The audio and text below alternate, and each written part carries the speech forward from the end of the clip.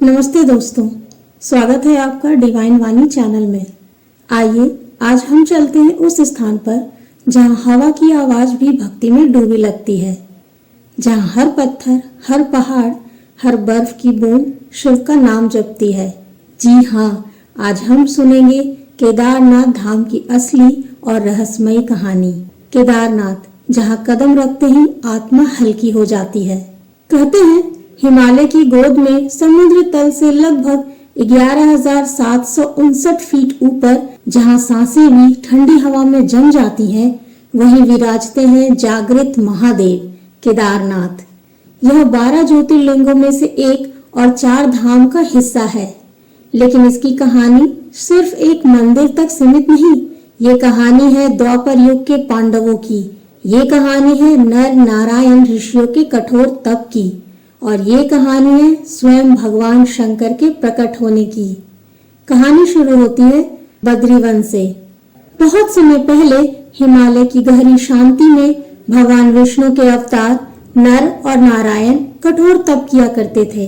हर दिन वे अपने हाथों से शिवलिंग बनाते, उसे जल गंगा जल से स्नान कराते और अत्यंत प्रेम से महादेव की उपासना करते। उनकी भक्ति इतनी गहरी थी, इतनी सच्ची थी कि एक दिन शिव जी स्वयं उनके सामने प्रकट हुए। शिव बोले, वरणम ब्रूहि, अर्थात वर मांगो। नर नारायण ने कहा, हे महादेव, आप यही रहें ताकि हम ही नहीं, आने वाले युगों तक हर भक्त आपके साक्षात दर्शन कर सके। मुस्कुराते हुए शिव बोले, तथास्तु, आज से यह क्षेत्र केदार क्षेत्र कहलाएगा और मैं सदा यही निवास करूंगा। और तभी से यह स्थान केदारनाथ बन गया। अब आती है कहानी जिसने केदारनाथ को और भी चमत्कारी बना दिया। महाभारत का युद्ध समाप्त हो चुका था। लाखों लोग मारे गए थे। पांडवों की आत्मा इस पाप का बोझ सह नहीं पा रही थी। उन्होंने सोचा केवल शिव ही हमें इस पाप से मुक्ति दे सकते हैं, परंतु शिव जी उनसे नाराज थे। उन्होंने पांडवों के मन का दुख तो जान लिया, पर युद्ध का अत्याचार भी भूला नहीं। इसलिए शिव जी उनसे छिपने लगे।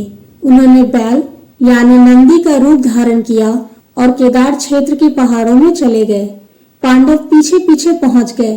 भीम ने विशालकाय रूप लेकर पूरी घाटी घेर ली और जब बैल रूपी शिव को पकड़ने लगे तब शिव जी धरती में समा गए। सिर्फ बैल का कुबड़ बाहर रह गया। यही कुबड़ बाद में त्रिकोणीय शिवलिंग के रूप में प्रकट हुआ और यही आज केदारनाथ ज्योतिर्लिंग के रूप में पूजित है। मंदिर का निर्माण कैसे हुआ? मान्यता है कि पांडवों के वंशज राजा जनमेय ने इस स्थान पर मंदिर बनवाया। इसके बाद 8वीं सदी में आदि गुरु शंकराचार्य ने इसका जीर्णोद्धार करवाया।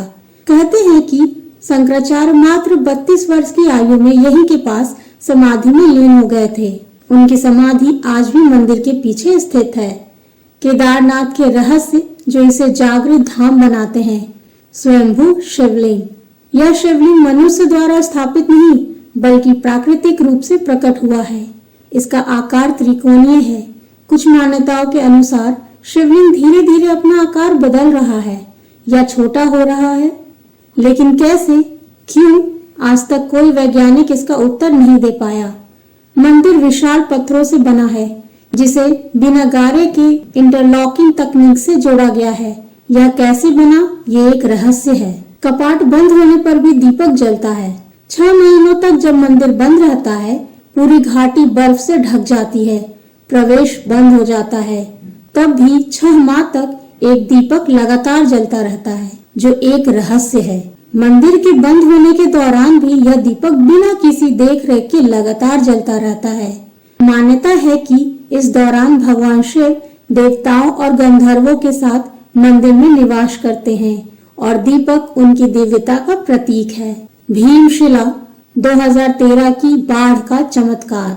2013 की विनाशकारी बाढ़ में पूरा केदार क्षेत्र बह गया था, लेकिन मंदिर अक्षुण्ण खड़ा रहा। क्यों? क्योंकि मंदिर के पीछे एक विशाल चट्टान भीमशिला आकर रुक गई, जिसने मंदिर को पानी के तेज बहाव से बचा लिया। लाखों लोग मानते हैं ये शिला भीम द्वारा भेजा गया संरक्षण है। नर और नारायण पर्वत। मंदिर के दोनों ओर नर और नारायण पर्वत स्थित है। शास्त्र कहते हैं कि जिस दिन ये दोनों पर्वत एक दूसरे से मिल जाएंगे, केदारनाथ धाम लुप्त हो जाएगा। यह भविष्यवाणी आज भी लोगों को विस्मित करती है। केदारनाथ का महत्व, क्यों यह यात्रा जीवन बदल देती है। 4 धाम में शामिल 12 ज्योतिर्लिंगों में सम्मिलित और मोक्ष की कड़ी माना जाता है केदारनाथ। शिव पुराण कहता है, जो भक्त यहाँ पहुँचता है उसके जन्म मरण के चक्र के बंधन धीरे धीरे कटने लगते हैं। यहाँ की यात्रा शरीर की नहीं, आत्मा की यात्रा है।